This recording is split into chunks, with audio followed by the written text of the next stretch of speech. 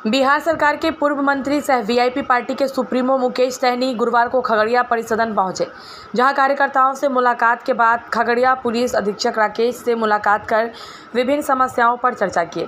जिसके बाद जिला अतिथि गृह में मीडिया के सवाल ऑपरेशन सिंदूर को लेकर भाजपा क्रेडिट ले रहा है पर जवाब देते हुए कहा कि भाजपा आपदा में अवसर ढूंढने वाली पार्टी है। यह सदैव अपने हितों के बारे में सोचती है, जानता है इन्हें कोई मतलब नहीं है। पुलवामा हमले के बाद सेना के नाम वोट मांग कर रहे थे। वहीं पहलगाम में हुए आतंकी हमले के बाद बिहार में जनसभा कर रहे थे। वहीं दूसरे सवाल भारत की विदेश नीति में अमेरिका के हस्तक्षेप पर उन्होंने कहा कि किसी का कोई अधिकार नहीं है कि बाहरी देश हस्तक्षेप करे। उन्होंने कहा पूरे देश एक स्वर में एक साथ था, सभी सेना सजग थी, फिर क्या ज़रूरत थी अमेरिका की बात पर घुटना टेकना। इस बार हमारे सेना पाकिस्तान को बढ़िया सबक सिखा देती ताकि भविष्य में कभी नज़र नहीं दिखता। आज तक कभी ऐसा नहीं हुआ है। आज़ादी के बाद बहुत सारे युद्ध जैसे चीन से पाकिस्तान से हुई, लेकिन अमेरिका अभी धमकी दे रहा है कि हमने युद्ध विराम किया, अगर नहीं करता तो वे भारत के साथ व्यापार नहीं करते। नहीं, देखिए, आज तक तो नहीं ऐसा हुआ। जब हमारा देश भारत को आज़ादी मिला और कुछ ही सालों के बाद हमारे भारत ने कई युद्ध लड़ा, चाहे वो चीन से लड़ना पड़ा, पाकिस्तान से लड़ना पड़ा, लेकिन कभी भी ऐसा नहीं हुआ कि हमारे भारत के बीच में कोई तीसरा लोग आए और इंटरफेयर करे। हाँ, बीच बचाव के लिए लोग आना चाहिए।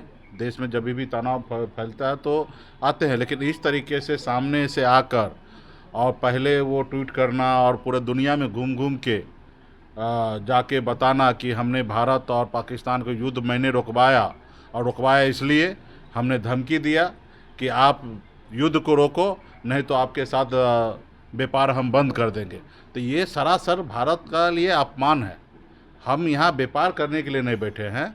व्यापार करने के लिए हमारे लिए अमेरिका नहीं है। हम स्वतंत्र हैं हमारे देश के लिए, हम देश के लिए रहेंगे। हमारे लिए व्यापार मायने नहीं रखता है। हमको नहीं चाहिए अमेरिका का कोई फ़ोन, नहीं चाहिए आईफोन। हम तो अपने हिंदुस्तान में बना हुआ फ़ोन उपयोग कर लेंगे। तो अमेरिका जिस तरीके से इसको इस तरीके से बात कर रहे है, उस पर भारत सरकार माननीय प्रधानमंत्री जी को सामने से आना चाहिए और उनको ये बात को रखना चाहिए कि ऐसी कोई बात नहीं है।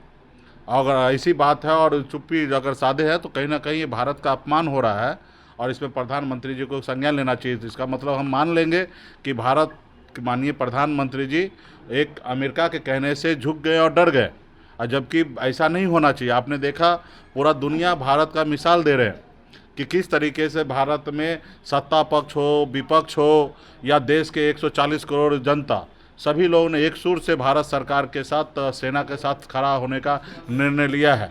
और भी दुनिया में आप देखिएगा तो कई धारा में बढ़ जाते, लेकिन ये हमारा हिंदुस्तान जो है, जो हम लोग भले राजनीति करते हैं, लेकिन जब देश की बात होगा वहाँ पे हम लोग कोई राजनीति नहीं है, देश के साथ हम लोग खड़ा होते, और ये पूरा दुनिया को हम लोगों ने दिखाया है। और हमें गर्व होता है कि देश के सभी लोग, सभी जाति धर्म के लोग, सभी वर्ग के लोग, सभी पक्ष के लोग एक साथ खड़ा होकर सेना के साथ हम लोगों ने सरकार के साथ खड़ा रहा।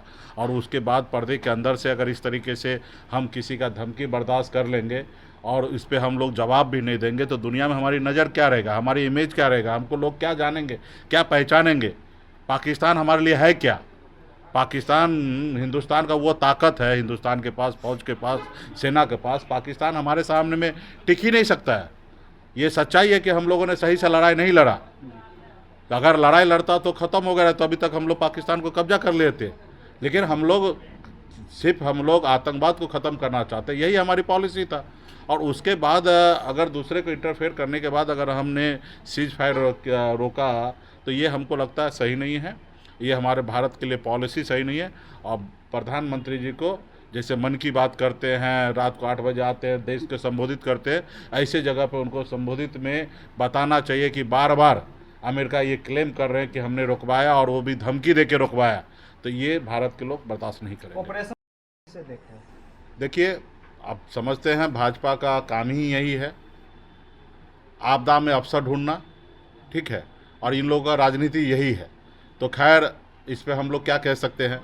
देश के लोग देश के सेना के साथ खड़ा है, सेना ने सब चीज़ किया है। अब भाजपा के लोग अगर क्रेडिट ले रहे हैं तो अभी क्या कर सकते हैं, वो और बोलते हैं ना आपदा में अवसर का ढूंढना, तो ये इनका पहले से हमेशा काम रहा है।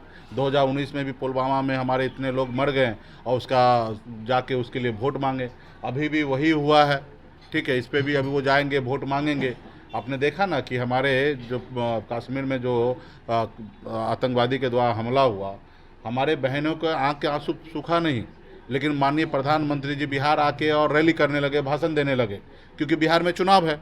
वही उत्तर प्रदेश में भी उस सेम डे में रैली था, वहाँ पे उत्तर प्रदेश में कैंसिल किए हैं इसलिए क्योंकि वहाँ पे अभी चुनाव नहीं है। तो देश के लोगों को ये बात पता है, जब देश के लोगों ने विरोध जताया तब जाके इन लोगों ने बैकफुट पे खड़ा हुआ और इस तरीके से बात किया।